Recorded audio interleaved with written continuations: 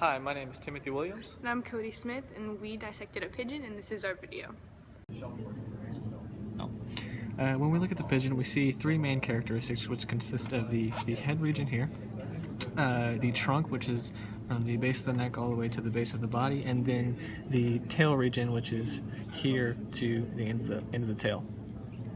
Other external features that we see on the pigeon consist of its eyes on either side of its head here and here. We have the beak, we have its feathers. Alright, more characteristics we see on the external features of the bird are the wings on either side of its body and its feet. So here we have a diagram that has different kinds of bird feet adaptations. While some are for swimming and for grasping and climbing, our pigeon's feet are adapted for walking. So after plucking the feathers, we find the first outer skeleton of the pigeon, which is the sternum, which protects all the internal organs and things like that. Okay, after peeling away the skin from the sternum, we reveal the pectoral muscle, which helps hold the internal organs and protects them. Okay, so this part right there, that is the crop. Then right next to it, we have the trachea. As we move further down, we see that we have the heart here. The heart is broken up into four chambers. We have the left atrium, the left ventricle, the right atrium, and the right ventricle. As we move further down, we go into the liver, and we see that the liver is broken up into two parts. We have the right lobe of the liver, the left lobe of the liver, and then we can go down into the gizzard, which is this portion right here. Under the liver, we see that here are the intestines, and the intestines actually wrap around the pancreas, which is this piece of tissue right here.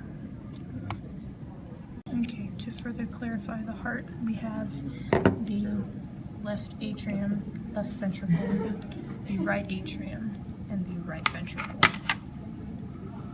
Okay, so we decided to cut open the crop, and we didn't find any food inside of the crop. But when we opened up the gizzard, we found a lot of undigested food, and the pattern that the gizzard is like in.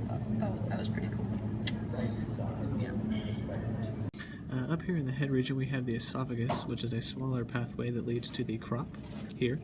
And then next to the crop, we see the trachea, which comes down and breaks into two pathways, which leads to the left and right lungs. And then we have the proventriculus right here. Under the proventriculus, we can see the spleen is a really small piece of tissue right here. And then here we have the gizzard. Next to the gizzard are the intestines here and here, which then come down and they actually wrap around the pancreas, which is this tissue right here.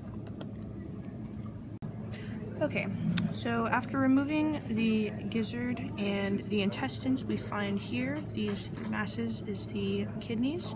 Right here we have a male. These are the testes right here that lead up into the cloaca. Pigeons have internal fertilization. They are oviparous, meaning their eggs hatch outside the mother.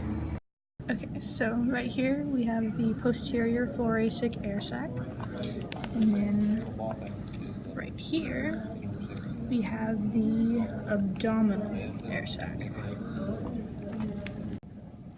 So here's our brain for the pigeon, or at least what we could uncover from it.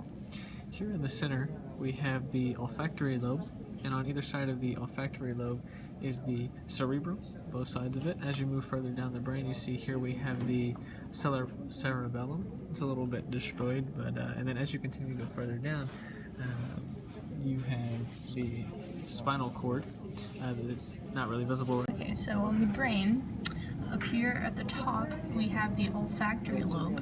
This entire yellow part right here is the cerebrum. This blue part, the optic lobe. Pink is the cerebellum. And then down here leads down into the spinal cord.